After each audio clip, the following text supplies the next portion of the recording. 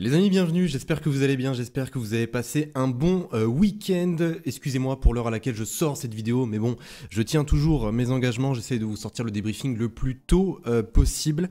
Alors les amis, aujourd'hui on va bien sûr parler de ce Grand Prix des États-Unis qui honnêtement nous réserve à chaque fois de très bonnes surprises. Moi j'ai franchement adoré ce Grand Prix, on a pu apprendre énormément de choses sur l'état de certaines écuries, sur leur état bien sûr de performance. Alors les amis, ce débriefing va être comme d'habitude dans un premier temps le débrief en images très rapidement, puis ensuite on enchaînera avec la partie top et flop et j'ai énormément de choses à vous dire. Je sais qu'à chaque débrief, je vous dis que j'ai énormément de choses à vous dire, mais là pour le coup, vraiment, je dois parler de toutes les écuries et même de chacun des pilotes. Donc, les amis, on perd pas plus de temps, n'oubliez pas le petit like, de vous abonner si ce n'est pas déjà fait, et on est parti pour ce débrief.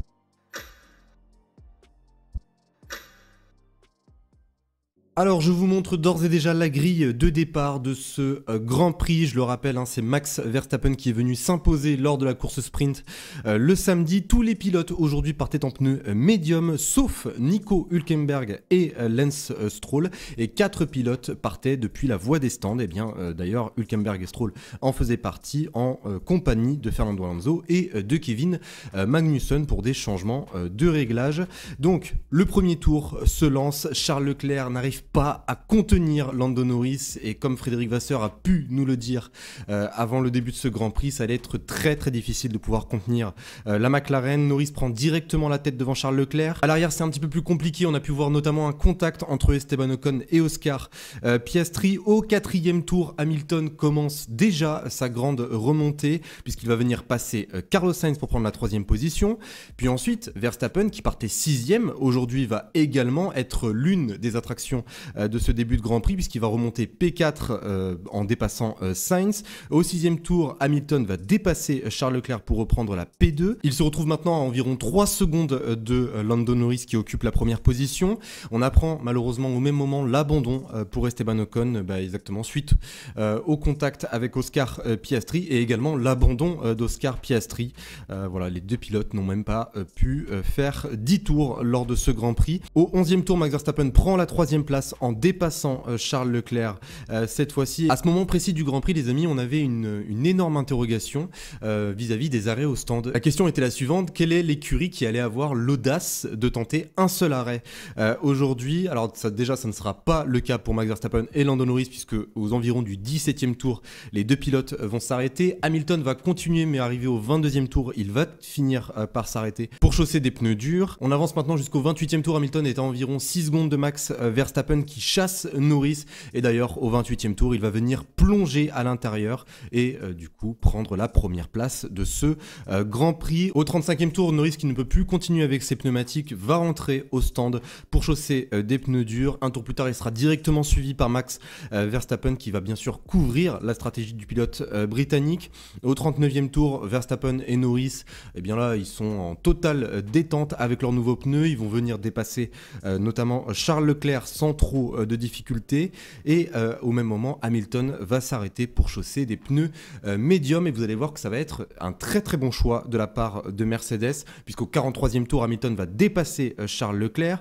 Au 49e tour il va venir dépasser Lando Norris après une bataille très musclée avec celui-ci, et au 53e tour de course il va même se retrouver à quelques secondes de Max Verstappen, mais malgré une énorme combativité et surtout une superbe remontée de la part de Lewis Hamilton, au bout de ces 56 tours de course aujourd'hui à Austin, victoire de Max Verstappen qui va venir s'imposer devant Lewis Hamilton à peu près 2 secondes d'écart, suivi lui-même par son compatriote Lando Norris. Bon les amis, on est parti maintenant pour les top flops. Pour le premier top, je vais le passer assez rapidement quand même, puisque je le mets dans les tops toutes les semaines, et Max Verstappen, voilà, il part P6, il se retrouve sur la plus haute marche du podium à l'arrivée.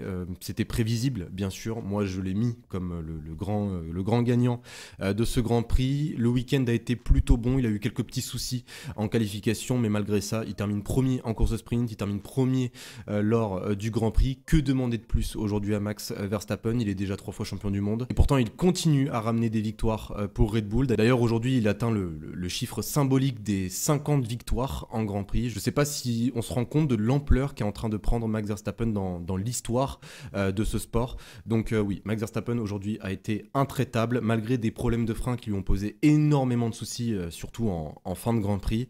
Il a très bien su gérer la pression. Donc encore une fois, très bonne course de la part de Max Verstappen qui vient décrocher sa 15e victoire de la saison. Il a été ultra combatif, d'ailleurs je crois qu'il a été élu pilote du jour, hein, et honnêtement, pour moi ça se jouait véritablement entre Hamilton, Verstappen et Norris. Aujourd'hui les trois ont été fantastiques de mon point de vue. Lando Norris, il a fait un très bon départ, il récupère directement la tête de ce Grand Prix face à Charles Leclerc. Il est sur une stratégie à 2 arrêts, il est parti en médium puis ensuite il a chaussé les hards pour retourner en médium, et malgré ça il arrivait superbement bien, je trouve, à tenir le rythme de Max Verstappen. Il était d'ailleurs sur la même stratégie que Max Verstappen, et d'ailleurs Verstappen a basé sa stratégie sur celle de Lando Norris, puisque quand Lando s'arrêtait, eh bien Max s'arrêtait par la suite. Après, en fin de Grand Prix, ce qui lui a coûté énormément cher à Lando Norris, c'est exactement bien son relais en hard en toute fin de GP. C'est là où il se fait dépasser par Lewis Hamilton qui a de bien meilleurs pneus. Donc oui, Lando Norris aujourd'hui il aurait très bien pu terminer deuxième. Tout s'est joué à la stratégie selon moi. Grand Prix un petit peu plus compliqué que les autres quand même, mais le résultat est extrêmement positif. Encore un autre podium pour McLaren qui les fait avancer de plus en plus vers une potentielle victoire à l'avenir. Allez, aujourd'hui je suis gentil. Autre pilote que je mettrai également dans les tops, Pierre Gasly. Voilà, Pierre Gasly qui a fait une très bonne course. Malheureusement pour son coéquipier, ça s'est moins bien passé que prévu. Esteban qui a dû abandonner dès les premiers tours de ce Grand Prix dû à un contact. Mais voilà, Pierre Gasly, très bonne course aujourd'hui. Il y a également les AlphaTauri, enfin surtout pas les AlphaTauri en général, mais plutôt Yuki Tsunoda. Un super résultat pour Yuki Tsunoda qui récupère 5 points aujourd'hui, puisque oui, il est actuellement à la 8e position alors que de base il était 10e, et en plus il prend le point du meilleur tour en course. Un petit mot également concernant les Aston Martin. Malgré l'abandon d'Alonso, je trouve qu'il y a eu une très bonne remontée. Après, ce qui me fait extrêmement peur, c'est que Aston Martin aujourd'hui ce week-end plutôt, il rapportait un énorme package qui aurait dû les aider, vraiment, qui aurait dû les ramener là où ils étaient en début de saison. Malheureusement pour eux, ça n'a pas du tout fonctionné. C'est d'ailleurs pour cela qu'ils sont partis depuis la voie des stands, puisqu'ils sont revenus sur l'ancienne configuration, et au final, non, c'est catastrophique, Il va vraiment falloir essayer de se poser des questions pour le développement de cette voiture de 2024, puisque là on a bien pu le constater, les évolutions n'ont pas du tout fonctionné pour Aston Martin. En tout cas, j'espère pour eux que ça ira mieux du côté du Mexique. Bon, on en arrive à la partie un petit peu plus négative, mais malheureusement, oui, c'est arrivé. 2 pilotes ont été disqualifiés. Et franchement, je vais vous dire totalement la vérité, c'est la 2e fois que je tourne cette vidéo. Voilà, normalement, je sors mes vidéos beaucoup plus tôt. Je sors mes vidéos juste après le Grand Prix. Et là, c'est la 2e fois que je tourne, puisque ça a tout changé. 2 pilotes qui sont disqualifiés, et en plus 2 pilotes qui sont dans le top 10. Ça a changé énormément de choses au niveau du classement. Donc, je suis sincèrement désolé si cette vidéo est arrivée un petit peu plus tard, puisque là, on est sur une affaire qui reste extrêmement grave, et on va suivre ça dans les jours à suivre. En tout cas, si vous vous demandez qu'est-ce qui s'est passé, je vous explique ça tout de suite. Alors en fait, après l'épreuve à Austin, l'usure du plancher des monoplaces de Max Verstappen, Lewis Hamilton, Lando Norris et Charles Leclerc ont toutes été inspectées, et les délégués techniques de la FIA ont communiqué que l'usure des patins situés sous le plancher de la Mercedes de Lewis Hamilton et sous le plancher de la Ferrari de Charles Leclerc ne leur laissait aucun choix possible, à part celui bien sûr de disqualifier la Mercedes et la Ferrari. Alors je vous rappelle que dans le règlement, les commissaires notent qu'il incombe aux concurrents de s'assurer que la voiture est conforme au règlement à tout moment de l'épreuve. Alors la question des patins se trouve dans l'article 359 du règlement technique. Alors je vais tout de suite vous lire ce que nous dit cet article, et je pense que vous allez comprendre pourquoi ils ont été disqualifiés. L'épaisseur de l'ensemble de la planche mesurée normalement à la surface inférieure doit être de 10 mm et doit être uniforme lorsqu'elle est neuve. Une épaisseur minimale de 9 mm sera acceptée en raison de l'usure, et la conformité à cette disposition sera vérifiée à la périphérie des trous désignés. Donc voici ce que nous dit le règlement. En gros, il leur manquait quelques millimètres. En fait, si on veut faire plus simple, il leur manquait quelques millimètres. Et en fait, ça vient à cause de la dégradation, notamment des patins qui se trouvent bien sûr sur le fond plat. Et également, ça provient exactement en fait du circuit et du fait que on était sous régime de parc fermé après la séance d'essai libre du vendredi. Du coup, les équipes étaient vraiment restreintes dans les modifications qu'elles pouvaient apporter au réglage de chacune des monoplaces. Il faut savoir bien sûr que les écuries ont la possibilité de faire appel et que s'il y a du changement par la suite, je vous tiendrai bien sûr au courant. En tout cas, par rapport au classement final de ce Grand Prix, Verstappen reste en tête. Lando Norris passe à la deuxième position, suivi par Carlos Sainz. En quatrième position pour trouver Sergio Perez. Cinquième, Russell. Sixième, Pierre Gasly. Septième, Lance Stroll. Tsunoda grimpe à la huitième position, suivi par Albon en neuvième position, suivi lui-même par Logan Sargent. Donc on en a terminé avec ce nouveau classement. J'en profite d'ailleurs pour mettre les Williams dans les tops. C'était pas prévu, mais bon, déjà le premier point pour Logan Sargent. C'est dommage que ça soit pas arrivé sur la piste. Concernant cette affaire, j'en parlerai bien plus en détail dans ma vidéo news qui arrivera. Dites-moi ce que vous en pensez. Bien sûr, comme d'habitude dans les commentaires. Et seconde chose, je pense qu'il est un petit peu trop tôt pour s'exprimer sur le sujet. Là maintenant, si je vous donnais mon avis à l'instant T, je vous dirais sûrement que si ça avait été sur un autre circuit, il n'y aurait pas eu de problème.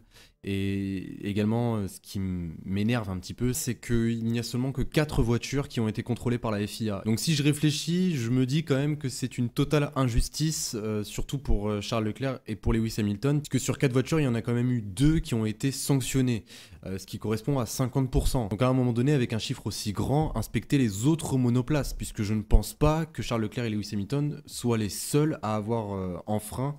Enfin, même ce n'est pas eux qui l'ont enfreint, c'est des mesures qui n'ont pas pu être prises par les écuries par manque de temps, puisque nous on est sous format de course sprint, et en même temps on est sur un circuit où il y a tellement de bosses, donc fracasser son fond plat, c'est quelque chose d'assez simple, on va dire. Quand on a un premier virage comme le premier virage à Austin, je ne pense pas que ça soit très très compliqué de totalement détruire son fond plat à la fin de la course.